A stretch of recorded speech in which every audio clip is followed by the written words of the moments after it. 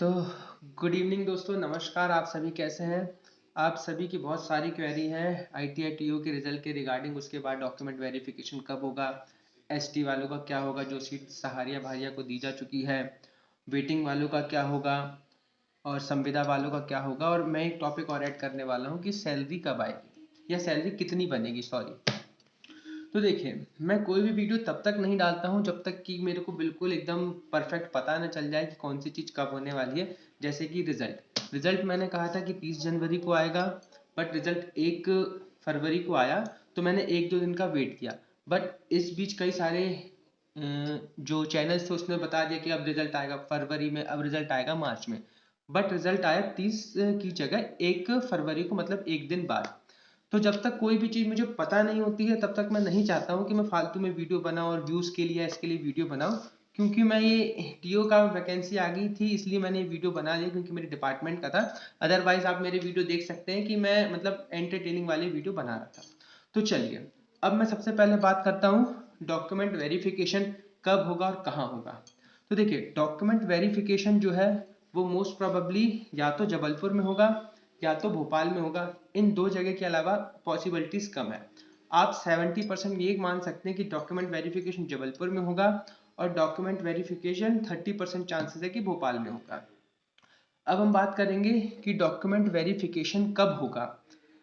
तो उसके पहले आप ये देख लीजिए कि जब पटवारी की वैकेंसी आई थी और उसमें 27% का आरक्षण ओबीसी को दिया था, जबकि सुप्रीम कोर्ट का कहना है कि आप फिलहाल 14% से ज़्यादा आरक्षण नहीं दे सकते हैं। इसकी जो सुनवाई है वो 24 जनवरी को हुई थी। और उसके बाद जो सुनवाई होनी थी तो मध्य प्रदेश शासन ने कहा था कि अगली सुनवाई के लिए हमको 2 सप्ताह का समय दिया जाए, क्योंकि जो अगली सुनवाई है उसमें हमारे सॉलिसिटर जनरल स्वयं उपस्थित रहेंगे। तो अगली सुनवाई जो है वो आज 13 फरवरी को होने वाली थी। अभी फिलहाल मुझे पता नहीं है कि वो सुनवाई हुई है या नहीं हुई है, लेकिन जब तक कोर्ट में ओबीसी आरक्षण की सुनवाई चल रही है तब तक आपको ये मान के चलना होगा कि डॉक्यूमेंट वेरिफिकेशन जो है वो थोड़ा सा डिले होगा। ठीक है, मेरा खुद का एक मित्र है, दोस्त है, अच्छा स्कूल फ्रेंड है, वो हाई कोर्ट में वकील है। तो वो भी बता रहा था कि जो भी वैकेंसीज हैं उसका फिलहाल जो भी नोटिफिकेशन में 27% से आरक्षण दिया है, तो जब तक ये स्थिति 14% के हिसाब से नहीं आएगी तब तक मतलब डॉक्यूमेंट वेरिफिकेशन नहीं होगा, ज्वाइनिंग नहीं होगी। या तो वैकेंसी को 14% के हिसाब से डिक्लेयर कर दें, या तो फिर कोर्ट केस जब तक चलता रहेगा तब तक वैकेंसी नहीं आएगी। तो आपको थोड़ा सा ना इसमें वेट करना पड़ेगा डॉक्यूमेंट वेरिफिकेशन की डेट के लिए, इसमें टाइम लगेगा। अब यह है कि डॉक्यूमेंट वेरिफिकेशन का पता आपको कहाँ से चलेगा। तो डॉक्यूमेंट वेरिफिकेशन का पता आपको चलेगा, देखिए व्यापम का काम था हमारे डिपार्टमेंट, मतलब कोई भी डिपार्टमेंट कहता है व्यापम से एग्जाम कंडक्ट कराने के लिए, रिजल्ट शो करने के लिए। उसके बाद का सारा काम आप देख सकते हैं व्यापम नहीं करता है, जो संस्था होती है जो वैकेंसी क्रिएट करवाती है उसका होता है। तो जो डॉक्यूमेंट वेरिफिकेशन का कार्य है वो डिपार्टमेंट करेगा। और इसमें आपको या तो कॉल लेटर आएगा, आपको डाक के माध्यम से आएगा, जिसमें हो सकता है 1-2 दिन डिले पहुंचे, मतलब आपके टाइम के पहले पहुंच जाएगा, बट डाक से आने में टाइम लगेगा। डाक के अलावा व्यापम में आ सकता है, या फिर जो एमपी स्किल्स की साइट है वो आप देख लीजिए, ये साइट है एमपी स्किल की।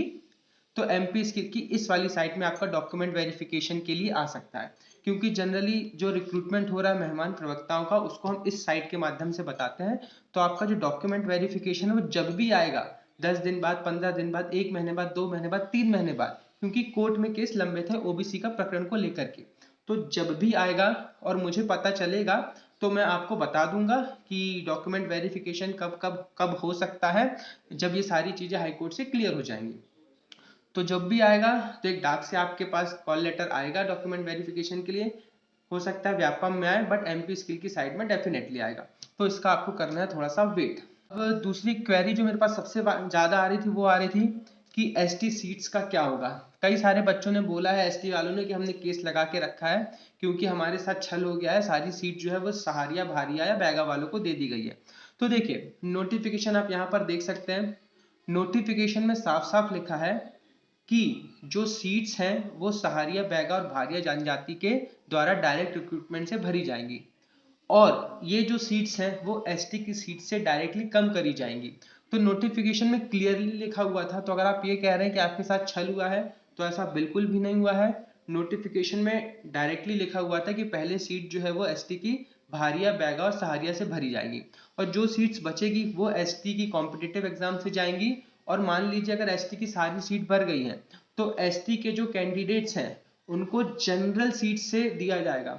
मतलब अगर किसी एसटी वाले के 90 मार्क्स हैं और किसी जनरल वाले के 89 मार्क्स हैं तो अनरिजर्व की सीट जो है वो एसटी कैटेगरी के बच्चे को दी जाएगी, ऐसा नोटिफिकेशन में मेंशन है।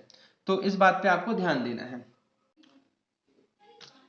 अब हम बात करते हैं कि वेटिंग वालों का क्या होगा। देखिए, वेटिंग का सीधा सीधा फंडा है, आपकी हो सकता है एक वेटिंग भी क्लियर ना हो और हो सकता है आपकी 10 वेटिंग भी क्लियर हो जाए।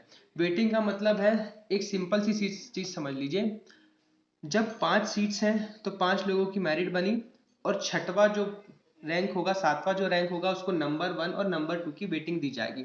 अगर मान लीजिए ये 5 सीट में जो 5 मेरिट वाले हैं अगर वो ज्वाइन नहीं करते हैं किसी कारण से, या किसी दूसरी नौकरी को ज्वाइन कर लेते हैं या डॉक्यूमेंट वेरिफिकेशन में बाहर हो जाते हैं, तो 5 में से अगर जितनी भी सीट खाली रह जाएगी तो उसी रेशियो में पहले वेटिंग फर्स्ट वाले को बुलाया जाएगा और वेटिंग सेकंड वाले को बुलाया जाएगा। तो इस तरीके से होता है। तो आप, मैं या कोई भी व्यक्ति ये नहीं बता सकता है कि कितनी वेटिंग क्लियर हो सकती है। हो सकता है एक वेटिंग क्लियर हो जाए, 2 वेटिंग क्लियर हो जाए, 10 वेटिंग क्लियर हो जाए, और हो सकता है एक वेटिंग भी क्लियर ना हो। तो ये प्रिडिक्शन है, ये कोई भी नहीं कर सकता है कि आपकी कितनी वेटिंग क्लियर हो सकती है। अगर कोई ये कह रहा है कि इतनी वेटिंग क्लियर हो जाएगी तो वो बकवास कर रहा है। इसके बिल्कुल भी कोई भी प्रिडिक्ट कर ही नहीं सकता है कि कितनी वेटिंग क्लियर होगी। तो आपको मेरिट की जब डॉक्यूमेंट वेरिफिकेशन होगा वो सब ज्वाइन कर लेंगे तो उसके बाद खाली सीट्स का वेट करना पड़ेगा कि कितनी सीट्स खाली बची हैं, उसके आधार पर ही वेटिंग वालों को बाद में बुलाया जाएगा। अब कई बच्चों का कहना था कि मेरे पास ये सर्टिफिकेट अप्लाई करते टाइम पे नहीं था, बाद में बना है, या कुछ भी सर्टिफिकेट है। तो देखिए, जो भी सर्टिफिकेट एलिजिबिलिटी के लिए एप्लीकेबल थे वो सारे सर्टिफिकेट आपके फॉर्म भरने वाली डेट तक आपके पास होना चाहिए। अगर आपने फॉर्म भर लिया है, सर्टिफिकेट बाद में बनाया है, तो वो सर्टिफिकेट इनवैलिड हो जाएगा। अगर आपने फाइनल ईयर का पेपर दे दिया, रिजल्ट नहीं आया था, एग्जाम के बाद रिजल्ट आया है, तो भी आप डीवी में बाहर हो जाएंगे। लेकिन अगर आपने फाइनल ईयर का एग्जाम दिया है, आप एग्जाम में पास हो चुके हैं, लेकिन आपके पास डिग्री नहीं आई है, तो आप एलिजिबल हैं। आप मार्कशीट के फाइनल ईयर की मार्कशीट के बेस पे डॉक्यूमेंट वेरिफिकेशन करवा सकते हैं।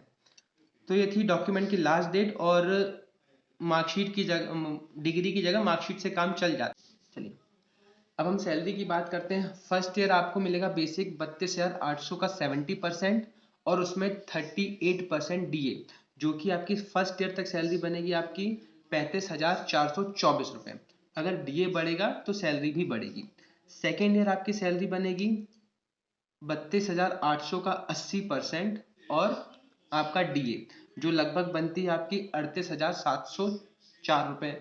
इसी में आपका थर्ड ईयर में बनेगा आपका 90% और डीए, फोर्थ ईयर में आपका बनेगा 100%, और 5वें साल में आपका लगेगा 3% का इंक्रीमेंट, जो कि अभी तक 1 साल के बाद लगता था, वो इंक्रीमेंट आपको मिलेगा 5 साल के बाद। तो सैलरी इस रेशियो में बढ़ेगी। और ये जो है, मतलब एक रूल पास हुआ था कि जो थर्ड और फोर्थ ग्रेड के कैडर के अगर ग्रुप के जो भी वैकेंसी रहेगी उसमें 70, 80, 90 और 100% के हिसाब से सैलरी बनेगी। तो इस रेशियो में आपका हर ईयर सैलरी बनेगी। जैसे जैसे डीए बढ़ेगा वैसे वैसे आपकी सैलरी भी इंक्रीज होगी। तो आपकी जो भी क्वेरी है ट्रेनिंग ऑफिसर से रिलेटेड, जितनी भी सारी क्वेरी है, आप मुझको कमेंट बॉक्स में कर दीजिएगा। अभी आप देख सकते हैं जितने भी क्वेश्चंस आए थे मेरे पास, मैंने उन सबके क्वेश्चन के आंसर करने का पूरा ट्राई किया है, वो भी ऑथेंटिकेट। ऐसे नहीं कि मैं कुछ भी लिख दूं, नहीं, जब तक मैंने उसको वेरीफाई नहीं किया कहीं से, मैंने आंसर नहीं किया है। तो आपके जो भी क्वेश्चन होंगे मैं उनको वेरीफाई करने के बाद ही आंसर करूंगा। तो ऑल द बेस्ट दोस्तों, चैनल को सब्सक्राइब करिए और वीडियो को लाइक करिए, शेयर करिए, आपके जितने भी दोस्त हों सबको बताइए। और मतलब जो भी सब इंजीनियर का पेपर हुआ है उसमें भी आप लोगों को बता सकते हो, उसके नोटिफिकेशन में अगर 27% ओबीसी को आरक्षण मिला है तो आप ये मान के चलिए उनका भी वेरिफिकेशन डिले होगा, क्योंकि को मामला अभी ओबीसी आरक्षण का हाई कोर्ट में लंबित है। ठीक है दोस्तों, bye, all the best, good night.